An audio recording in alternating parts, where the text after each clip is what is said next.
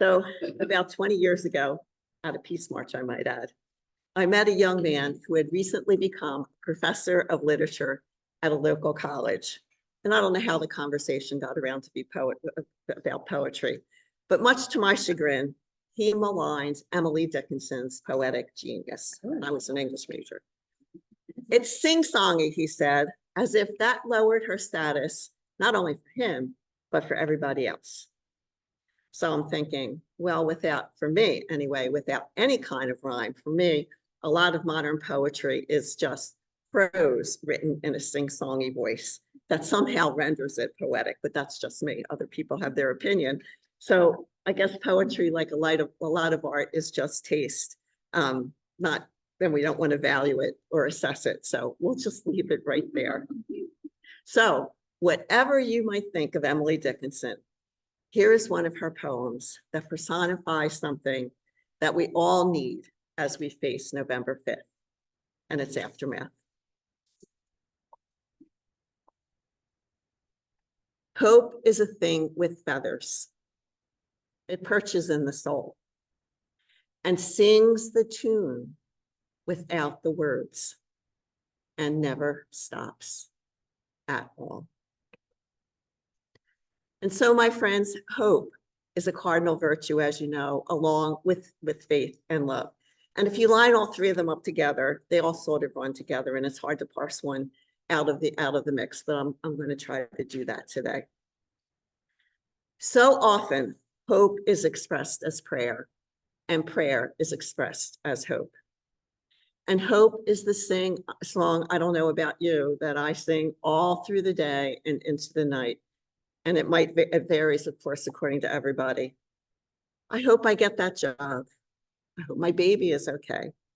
I hope my loved one or myself will recover from serious illness. I hope it rains soon. I hope people will like my poetry enough to buy it.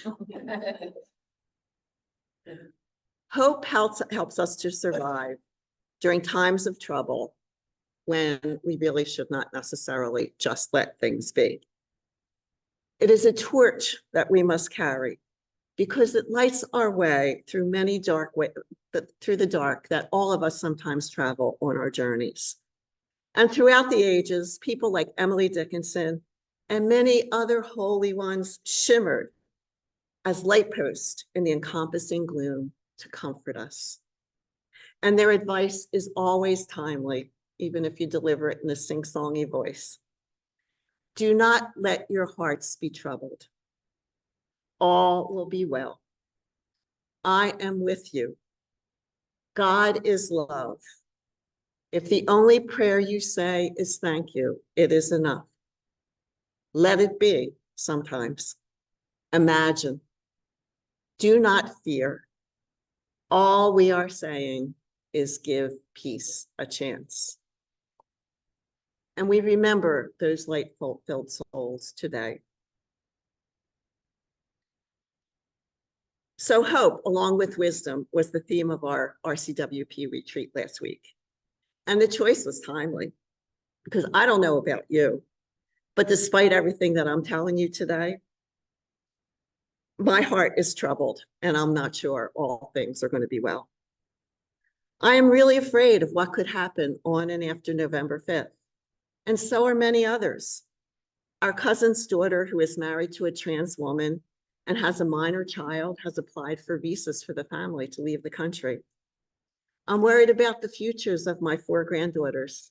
I was one of those unlucky women who had a miscarriage, AKA spontaneous abortion, and had to have an emergency D&E. And as I was laying on the table, I saw my blood all over the walls and all over the floor. And I thought to myself, if I lived 100 years ago, I would be dead. A fellow priest in Rochester who ministers to migrants is terrified about what could happen to her hardworking, law-abiding congregation. And I also fear losing the hallmark of a democracy, the peaceful transfer of power. Many people, of course, have been in situations far worse than anything that we can ever imagine. My almost 89-year-old friend, yoga friend Lila, lived in Hungary during World War II. At age 7, her father, a sort of EMT, taught her how to triage injured people after bombings. Nazi soldiers were quartered in her family's apartment, and Russian soldiers ransacked their building during their liberation. Although her take on human nature comes with a hefty dose of cynicism, Lila will tell you how at the end of the war, the Nazis who lived with her, who were quartered with her, removed every single trace of their presence so that the Hungarians would not regard them as collaborators and kill them. The Russian soldiers who arrived at her apartment house didn't rape the women. These two critical experiences protected her from the worst excesses of despair felt by so many children who survived that war.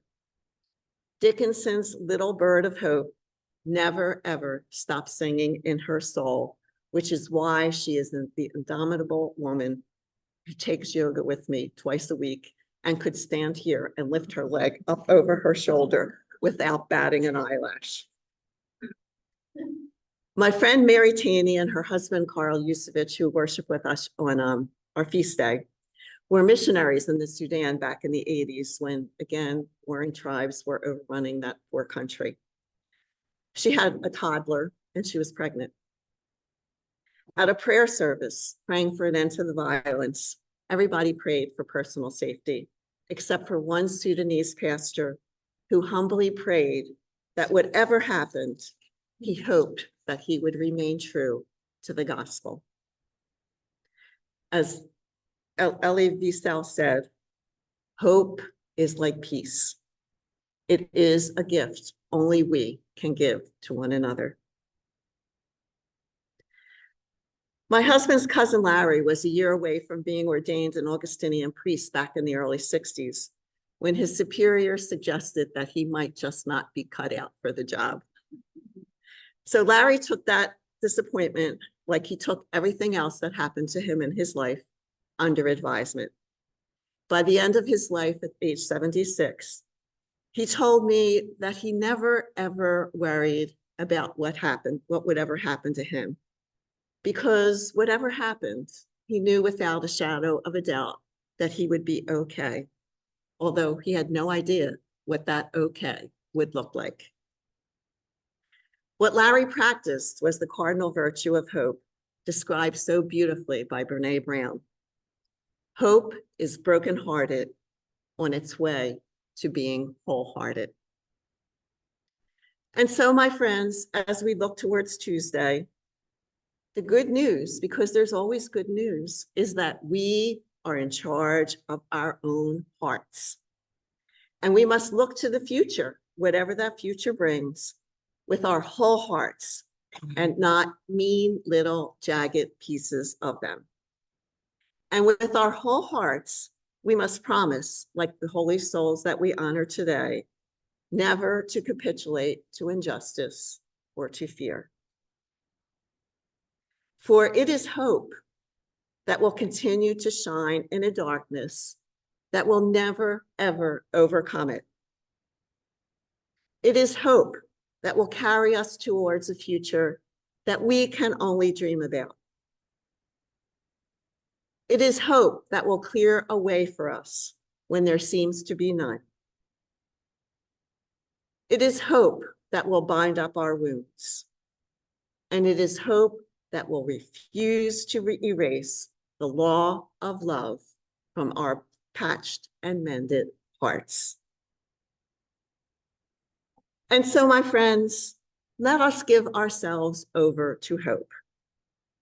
Hope nonetheless. Hope despite, hope regardless, hope still, per Jan Richardson. And on November 6th, the sun will come out and our feathered friends will sing their little hearts out for us, and a new task will lie before us.